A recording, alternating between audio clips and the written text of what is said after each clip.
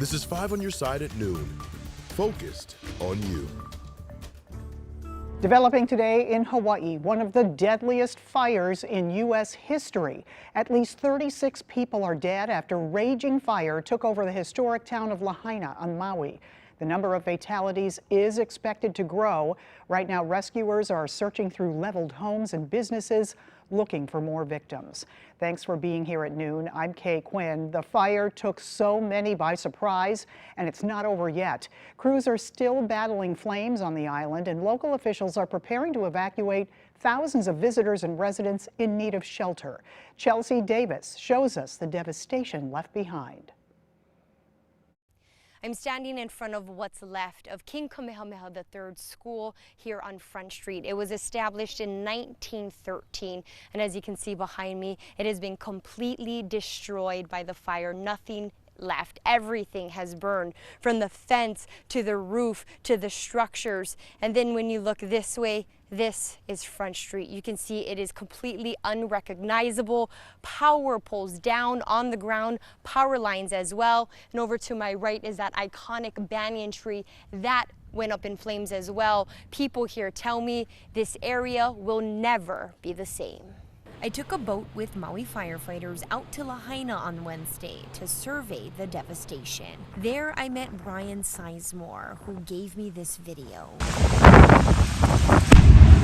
He took this video Tuesday night around 7 p.m. It shows the horror on Front Street, Lahaina Harbor up in flames. Still get dead bodies in the water floating and on the seawall. They've been sitting there since last night. He took me to his home that has burnt to the ground and drove me around Lahaina town, where it was difficult to see. Historic landmarks gone. Honestly, I couldn't even figure out what was going on. Half the time I never know where I was, but I just knew that it had choked smoke, and I couldn't tell where I was sometimes. Sometimes I could. You know, it's a short road, Front Street. If you guys walk down the street, you see it's completely burnt. And if I saw somebody, I helped them. Kekua said he left during the fire to take his family to safety, but he came back. Because I felt like these guys wasn't going to get help. He says Lahaina will rebuild, but they sure need a lot of help. That was Chelsea Davis reporting. Lahaina town is an historic town. It dates back to the 1700s. It's a favorite destination for tourists. Officials say 271 structures have been damaged or destroyed. Right now, a massive evacuation effort is underway for visitors and residents stranded on Maui. Officials announced buses will pick up people north of Lahaina. Visitors will be taken directly to the airport. Residents will go to a shelter in central Maui. Right now, the only road in and out of Lahaina is closed, while firefighting and emergency rescue efforts continue. I'm in the Weather Center with Gary Frank now. Part of the problem there for firefighters, Hurricane DORA passed to the south of the island, so I feel like they dodged a bullet with the hurricane, but it's been fanning the flames. Yeah, and it's just a matter of how that sets things up, right? You know, you think, oh, a hurricane's near, right? That's going to give me some rain, but it's really creating this pressure gradient between these two storms and the way things are set up. And you know, you look at where the hurricane is, it's very far away, right? But then you look to the north, and there's a pretty strong center of high pressure, and the pressure gradient between that is increasing the wind. And then you zoom in just a little bit, and the wind direction is coming out of the east-northeast. And how that's important as we look at the islands, you have, you know, the mountain and really near Lahaina, but the wind's coming right off the downslope. That wind, not only with the pressure gradient, that's where we have stronger wind, and also it's incredibly dry. The drought monitor is in the severe to moderate drought category. So you add that and the fact that those wind gusts over 60 miles an hour picked up one spark, and it's very, very difficult to at least, you know, prepare for. It's not something you can react to. So that's why you see that, and that's why the hurricane is mentioned, because that low to the north, that high to the north. So for the rest of this afternoon, though, it's very quiet here, and I do have an update on our drought monitor, which is positive, and we'll continue to see chances for rain while we move back up into the 90-degree readings, and we'll talk about what's in store for our weekend ahead. All right, we'll see you in a few minutes. Thank you, Gary. We're gathering information about a police chase that ended near downtown St. Louis. It started around 11 last night in Maryland Heights. Police say they tried to stop a man at a gas station. He jumped into a car and drove off.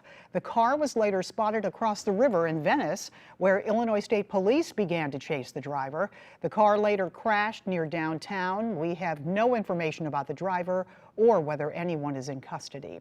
The St. Francis County Sheriff's Department investigating a shooting that left a man dead. It happened overnight on Route H near Farmington. Officers found Jackie Baldwin inside a home with several gunshot wounds. Investigators say the shooting happened after a domestic violence situation that began several hours earlier.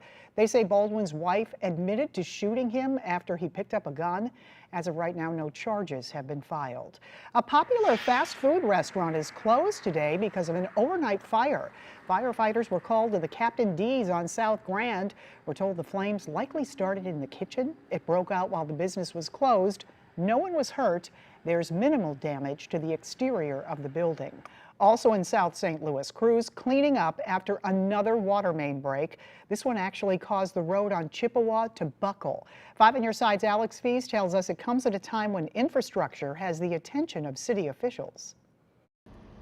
We are coming to you from Chippewa and McCausland near River de Pere in South St. Louis. That's where crews worked overnight repairing this water main break. As a result, we're told that some businesses and residents here may be without water temporarily. Now, the water main break happened early Wednesday evening near the border of St. Louis Hills and Lindenwood Park neighborhoods.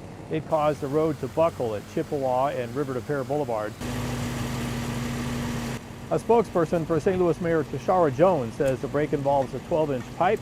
So far, a boil advisory has not been issued. You may recall that back in early June, the city saw a series of water main breaks in a very short period of time. That prompted the Board of Aldermen to pass a water rate increase for the first time in 13 years. That was later signed by Mayor Jones. The first average $5 monthly increase took effect this past July. A second average $5 monthly rate increase is scheduled for January. That revenue will be used to maintain, upgrade, and fix the city's water system, including this water main break behind me. Reporting in South City, Alex Fees, 5 on Your Side. President Biden is showing support for a Senate amendment that would expand federal help to people sickened by radiation caused by the Manhattan Project. The president made the comments yesterday while in New Mexico. That's where the nuclear bomb was tested during World War II. Radioactive material from the project was developed and dumped in the St. Louis region. Last month, the Senate passed Missouri Senator Josh Hawley's amendment to the National Defense Authorization Act. It still needs to be approved by the House. Still ahead, how low turnout at this week's election could affect funding for a Jefferson County school district, and how some think it'll affect students. Plus, why restaurants are asking us to pay more for our meals in addition to the bill and the tip.